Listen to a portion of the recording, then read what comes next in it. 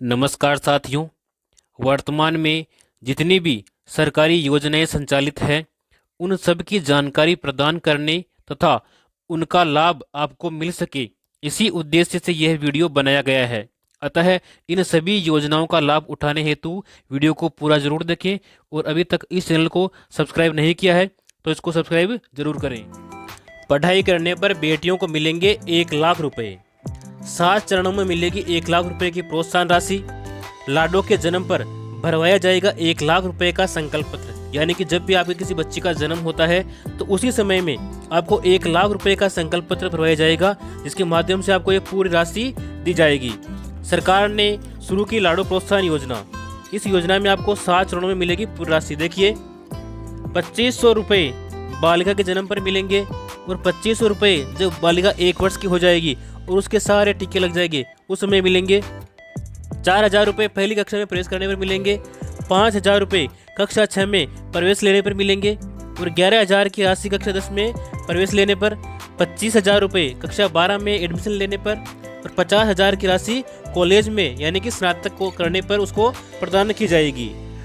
इस योजना का लाभ प्राइवेट और सरकारी दोनों विद्यालयों में पढ़ने पर ही मिल पाएगा। देखिए, बालिकाओं के प्राइवेट स्कूल में पढ़ने पर भी उन्हें योजना का लाभ मिलेगा। सरकार ने इस योजना में सरकारी विद्यालयों में ही एडमिशन लेने पर लाभ मिले इसकी बाध्यता को समाप्त कर दिया गया है, लेकिन प्राइवेट स्कूल राज्य सरकार से मान्यता प्राप्त होने चाहिए और पहली कक्षा में दाखिला लेने पर ही बेटी को 4000 रुपये मिलेंगे। यानी कि जो प्राइवेट स्कूल है वो गवर्नमेंट से मान्यता प्राप्त होनी चाहिए, तभी इसको राशि दी जाएगी। यह योजना यानी कि लाडो प्रोत्साहन योजना पहले राष्ट्रीय योजना के नाम से जानी जाती थी। अब राष्ट्रीय योजना को लाडो प्रोत्साहन योजना में मर्ज कर दिया गया है। तो सरकार ने पहले से चल रही राष्ट्रीय योजना को लाडो प्रोत्साहन योजना में मर्ज कर दिया है और राष्ट्रीय योजना के तहत बेटियों को पहले 50,000 रुपये दिए जाते थे, अब उन्हें इस राशि में 1 लाख रुपये का लाभ मिलेगा। यानी कि राष्ट्रीय योजना को आगामी जो किस्त है वो लाडो प्रोत्साहन योजना के अंतर्गत इसके माध्यम से ही दी जाएगी। वरिष्ठ नागरिक तीर्थ यात्रा योजना 2024। इसमें वरिष्ठ नागरिक तीर्थ यात्रा योजना के तहत इस साल 36,000 तीर्थ यात्रियों में से 15,000 तीर्थ यात्रियों को अयोध्या और 15,000 तीर्थ यात्रियों को अन्य तीर्थ स्थलों की यात्रा करवाई जाएगी। साथ ही 6,000 तीर्थ यात्रियों को काठमांडू स्थित पशुपतिनाथ मंदिर की हवाई जहाज से तीर्थ यात्रा भी करवाई जाएगी। और साथ ही मंत्रिमंडल की बैठक में यह भी निर्णय लिया गया है कि 70 से 75 वर्ष के पेंशनर एवं पारिवारिक पेंशनर को मिलेगा 5% तक अतिरिक्त भत्ता। राजस्थान सिविल सेवा पेंशन नियम 1996 के नियम 54B को प्रस्तापित किए जाने की मंजूरी दे दी गई है। हाल ही में मुख्यमंत्री की अध्यक्षता में लिया गया एक और महत्वपूर्ण निर्णय। राजस्थान पुलिस फोर्स में महिलाओं को 33% तक आरक्षण की मंजूरी दे दी गई है और राजस्थान पुलिस अधीनस्थ सेवा नियम 1989 में संशोधन को अनुमोदन दिया गया है। अब राज्य सरकार के कार्मिकों की सेवानिवृत्ति पर अन्य पात्र सदस्य के नहीं होने पर स्थायी रूप से विशेष योग्य बच्चों, आश्रित माता पिता और विशेष योग्य भाई बहनों का नाम भी पेंशन पेमेंट ऑर्डर PPO में जोड़ने की सुविधा उपलब्ध करवाई जाएगी। राजस्थान में इन महिलाओं को सितंबर से मिलेंगे 10,000 रुपये। डिप्टी CM ने की घोषणा। देखिए, प्रधानमंत्री मातृ वंदन योजना यानी कि PMVY के तहत दिव्यांग गर्भवती महिलाओं को प्रथम संतान के लिए वर्तमान में दिए जा रहे हैं 6,500 रुपये। तो उसके स्थान पर 1 सितंबर 2024 से 10,000 रुपये दिए जाएंगे। उप मुख्यमंत्री व महिला एवं बाल विकास मंत्री दिया कुमारी ने बताया और कहा कि दिव्यांग महिलाओं को गर्भावस्था के दौरान तथा संतान के जन्म के पश्चात अधिक पौष्टिक आहार मिल सके, इसके लिए राशि में बढ़ोतरी करके उन्हें 10,000 रुपये प्रदान किए जाएंगे। हाल ही में किसानों के लिए एक नई योजना की शुरुआत की गई है, सबमिशन ऑन एग्रीकल्चरल मैकेनाइजेशन योजना। इस योजना में किसानों को कृषि यंत्र खरीदने पर मिलेगा 50% तक अनुदान। राजस्थान सरकार के कृषि विभाग के अंतर्गत कृषि यंत्र योजना ने किसानों की सुविधा के लिए कृषि यंत्र सब्सिडी योजना की शुरुआत करने का फैसला किया है। इस योजना में अगर किसान किसी अधिकृत डीलर से खेती के उपकरण खरीदता है तो राज्य सरकार किसानों को सब्सिडी देती है, जो कुल कीमत का 40% होता है और सरकारी किसानों को 50% तक सब्सिडी इसमें मिलती है, यानी कि इसमें 40 से लेकर के 50% तक आपको सब्सिडी दी जाती है। और इसका जो भुगतान है वो किस प्रकार से आपको किया जाएगा, देखिए, यंत्र का भौतिक सत्यापन कृषि पर्यवेक्षक या सहायक कृषि अधिकारी द्वारा किया जाएगा। सत्यापन के समय क्रय बिल प्रस्तुत करना होगा। अनुदान का भुगतान किसान के बैंक खाते में ऑनलाइन माध्यम से किया जाएगा। हाल ही में राज्य सरकार ने एक नवीन योजना का शुभारंभ किया है जिसका नाम है मुख्यमंत्री आयुष्मान जीवन रक्षा योजना।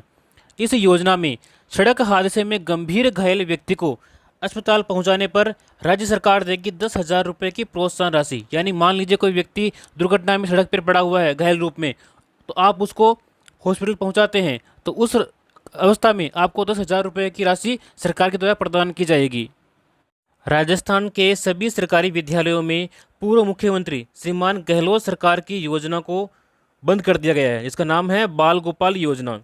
इस योजना के तहत प्रत्येक बच्चे को कक्षा 1 से लेकर के 8 तक दूध पिलाया जाता था, लेकिन अब दूध नहीं मिलेगा, दूध की जगह उनको मिलेगा मोटा अनाज। स्कूलों में बाल गोपाल योजना के तहत दूध बंद करके मोटा अनाज देना शुरू किया जाएगा। वहीं शिक्षा विभाग की ओर से बाल गोपाल योजना को बंद करके मिलेट्स देने पर विचार किया जा रहा है। 450 रुपये में रसोई गैस सिलेंडर मिलेगा। तो आप इसका लाभ किस प्रकार से ले सकते हैं, क्या आपको इसका लाभ लेने के लिए आवेदन करना होगा, ये सभी जानकारियाँ हम इस वीडियो में जानने वाले हैं। देखिए, राजस्थान में नेशनल फूड सिक्योरिटी एक्ट यानी कि NFSA से जुड़े परिवारों को भजनलाल सरकार ने 1 सितंबर से सस्ते रसोई गैस सिलेंडर उपलब्ध करवाए जाने की घोषणा की है। यानी कि जो भी NFSA के अंतर्गत राशन ले रहे हैं उन सभी परिवारों को 1 सितंबर से 450 रुपये में राशन जो है गैस सिलेंडर देने के लिए उन्होंने कहा था। सरकार ने बजट में BPL और उज्ज्वला कनेक्शन धारियों के साथ ही NFSA परिवारों को भी 450 रुपये में रसोई गैस सिलेंडर देने की घोषणा की है। पहले ये योजना केवल BPL परिवारों और उज्ज्वला कनेक्शन धारियों के लिए ही थी, लेकिन अब इसका दायरा बढ़ा करके NFSA यानी कि जिनको राशन मिलता है उनके लिए भी इसका दायरा बढ़ा दिया गया है। किसानों को प्राकृतिक खेती के लिए 5,000 वर्मी कंपोस्ट इकाइयों की स्थापना की जाएगी। इसके अलावा किसानों को 50,000 रुपये तक का इसके ऊपर अनुदान भी दिया जाएगा। पालनहार योजना 2024 बेसहारा बच्चों को शिक्षा से जोड़कर उनका एवं देश का भविष्य उज्जवल बनाने हेतु राजस्थान सरकार की एक फ्लैगशिप योजना की शुरुआत की गई है। इस योजना में 0 से 6 वर्ष तक के आंगनबाड़ी में रजिस्टर्ड बच्चे 750 रुपये प्रति माह प्राप्त कर सकते हैं और 9,000 रुपये उनको वार्षिक दिए जाएंगे। कक्षा 1 से 12 तक के बच्चों को 1,500 रुपये प्रति माह यानी कि 18,000 रुपये वार्षिक और 2,000 रुपये एक मुश्त। अनाथ बच्चे उनको 2,500 रुपये प्रति माह यानी कि 30,000 रुपये वार्षिक उनको दिया जाएगा। पेंशन प्राप्त करने वालों के लिए एक अच्छी खबर है। देखिए, प्रदेश में 75 वर्ष से अधिक आयु पर बढ़ी हुई दर से पेंशन की सुविधा प्राप्त है। अब हमने 70 से 75 वर्ष के पेंशनर के लिए 5% अतिरिक्त भत्ता दिए जाने की घोषणा की है। साथ ही केंद्रीय सिविल सेवा पेंशन नियम 2021 के अनुरूप 1 अप्रैल 2024 के बाद कार्मिक की सेवा में रहते हुए मृत्यु होने पर 10 वर्षों तक बढ़ी हुई दर से पारिवारिक पेंशन मिलेगी। राजस्थान में कमजोर आय वर्ग के 12,554 नवीन आवासों की प्रधानमंत्री आवास योजना शहरी के तहत मिली स्वीकृति, यानी कि 12,000 व्यक्तियों को और नवीन आवास दिए जाएंगे फ्री। राजस्थान में राशन कार्ड धारकों के लिए सरकार ने बड़ा ऐलान किया है।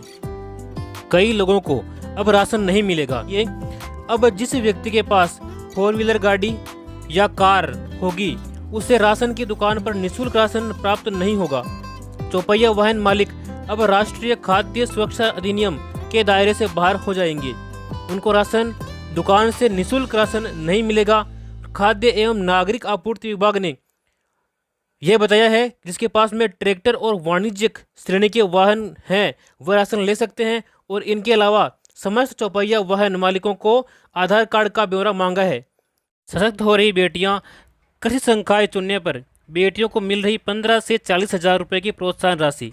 राज्य में कृषि विषय को लेकर अध्ययन करने वाली 11वीं एवं 12वीं कक्षा की छात्राओं को प्रतिवर्ष 15,000 की राशि प्रदान की जाती है। उन्होंने बताया कि कृषि विज्ञान के से स्नातक के विषयों में जैसे कि उद्यानिकी, डेयरी, कृषि अभियांत्रिकी, खाद्य प्रसंस्करण के लिए साथ ही स्नातकोत्तर यानी कि MSc कृषि में अध्ययन करने वाली छात्राओं को 25,000 रुपये प्रतिवर्ष दिए जाते हैं।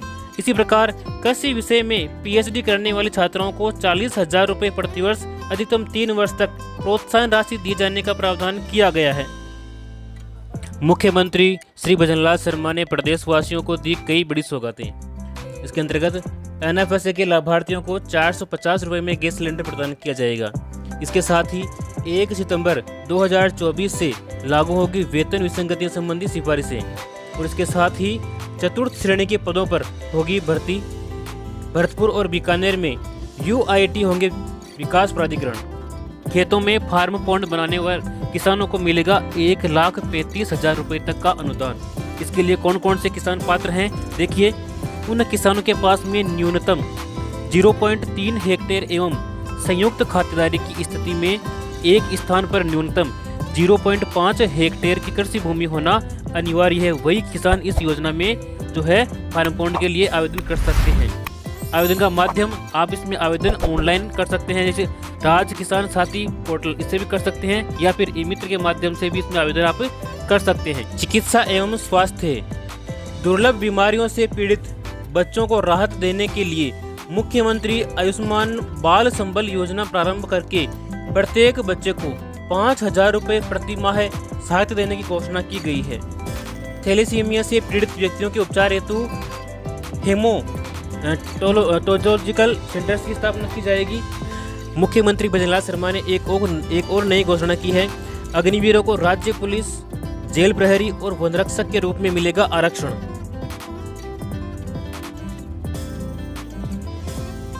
जरूरतमंदों को अब घर बैठे मिलेगा राशन। इसके लिए परिवार के सभी सदस्य 18 वर्ष से कम या 60 वर्ष से अधिक आयु के होने आवश्यक हैं। दिव्यांगों अथवा निःशक्त व्यक्तियों को भी सुविधा का लाभ दिया जाएगा। गाँव हो या शहर, रोशन होगा हर घर। देखिए, सौभाग्य यानी कि प्रधानमंत्री सहज बिजली हर घर योजना लागू की गई है। इस योजना में आर्थिक तौर पर कमजोर परिवार को निःशुल्क बिजली कनेक्शन प्रदान किए जाएंगे और अन्य जो ग्रामीण परिवारों के लोग हैं उनको 50 रुपये मासिक किस्त पर बिजली कनेक्शन प्रदान किया जाएगा। गांव-गांव में कैंप लगाकर हर घर को दिया जाएगा बिजली कनेक्शन। घरों तक बिजली पहुंचाने खंबा और तार का खर्च भी सरकार ही वहन करेगी। हाल ही में एक नई योजना की शुरुआत की गई है जिसका नाम है गोवर्धन जैविक उर्वरक योजना। इस योजना के तहत गोवंश से जैविक खाद का उत्पादन करने के लिए 10,000 रुपये तक की प्रति कृषक आर्थिक सहायता दी जाएगी।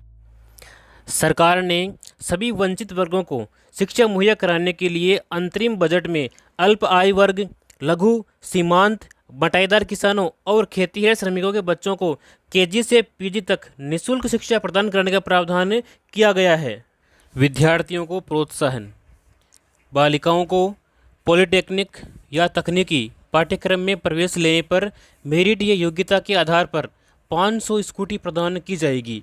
गरीब वर्ग को मिलेगा अपना घर। देखिए, प्रधानमंत्री आवास योजना के तहत देश में 3 करोड़ नए घर बनाए जाने का निर्णय लिया गया है और इसके साथ ही इन आवासों में बिजली, LPG कनेक्शन, शौचालय तथा नल कनेक्शन जैसी मूलभूत सुविधाएं भी उपलब्ध करवाई जाएगी। फसल बीमा योजना, किन जोखिमों पर मिलता है भुगतान? तो देखिए, योजना के अंतर्गत स्थानीय आपदा जैसे ओले पड़ना, जमीन धंसना, जल भराव, बादल फटना और प्राकृतिक आग से नुकसान होने पर खेतवार नुकसान का आकलन करके इसका भुगतान किया जाता है।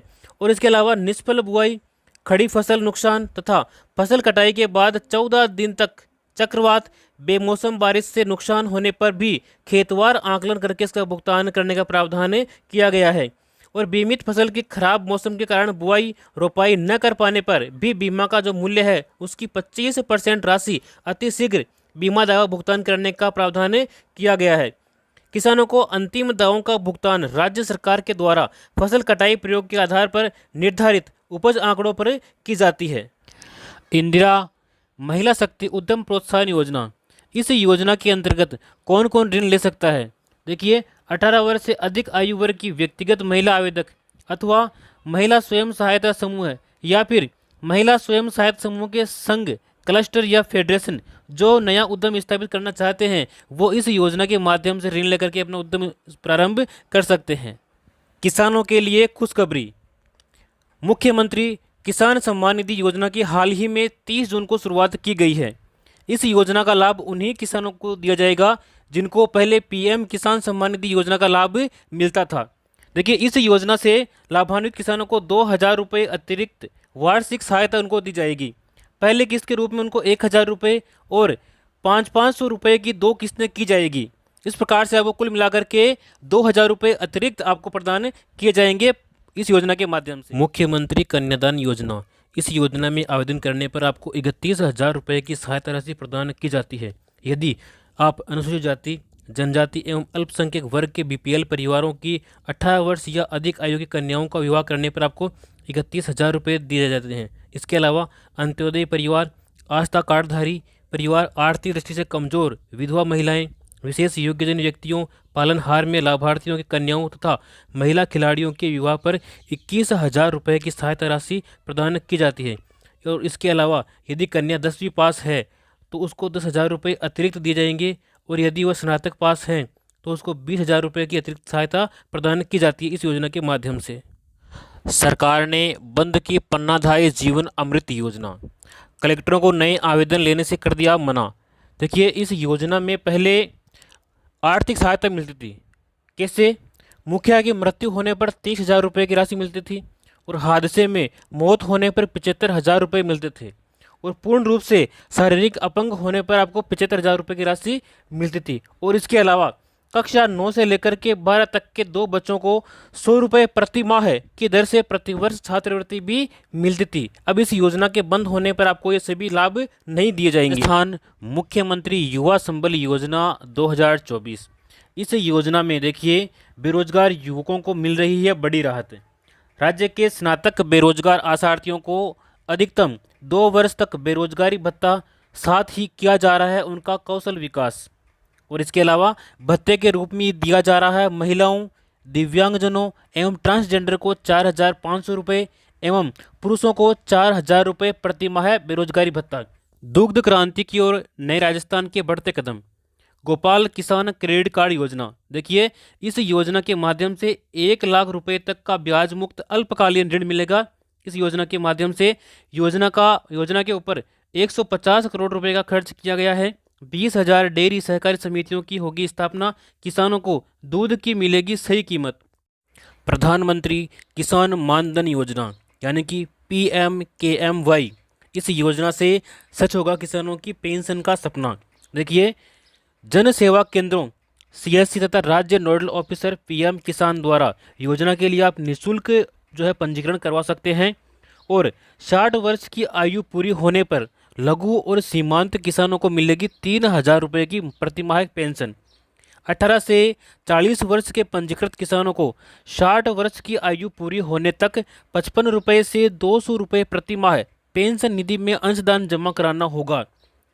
और केंद्र सरकार पेंशन निधि में किसानों द्वारा जमा की गई राशि के बराबर धनराशि आपको देय होगी। यानी कि आपको प्रति माह 55 रुपये से लेकर के 200 रुपये तक कम से कम आपको जमा कराने हैं। जितने आप जमा कराओगे उतने ही आपके केंद्र सरकार आपके खाते में जमा कराएगी। और जैसे ही आपकी 60 वर्ष की आयु पूर्ण होगी उसके बाद में आपको 3,000 रुपये प्रति माह पेंशन प्रदान की जाएगी। देखिए, सामाजिक सुरक्षा पेंशन पहले मिल रही थी 1,000 रुपये, जिसको बढ़ा करके 1,150 रुपये किया गया है। यानी कि 150 रुपये की इसमें वृद्धि की गई है। इसमें कौन कौन सी श्रेणी शामिल है? देखिए, वृद्धावस्था पेंशन, विधवा पेंशन, एकल नारी पेंशन, विशेष योग्यजन पेंशन, लघु एवं सीमांत वृद्धजन कृषक पेंशन, इन सभी को इस श्रेणी में शामिल किया गया है। और इससे अब तक 84 लाख से भी अधिक पेंशनधारी लाभान्वित हो चुके हैं।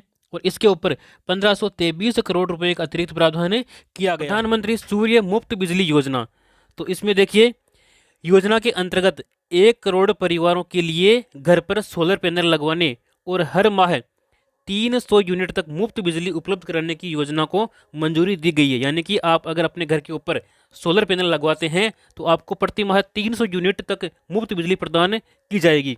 इस योजना में केंद्रीय और वित्तीय सहायता देखिए अगर आप 1 किलोवाट का सोलर पैनल लगवाते हैं तो आपको 30,000 रुपये की सब्सिडी प्रदान की जाएगी। यदि आप 2 किलोवाट का पैनल लगवाते हैं तो इसमें आपको 60,000 रुपये की सब्सिडी दी जाएगी। और इसके अलावा यदि आप 3 किलोवाट का सोलर पैनल लगवाते हैं तो आपको 78,000 रुपये की सब्सिडी प्रदान की जाएगी इस योजना के अंतर्गत।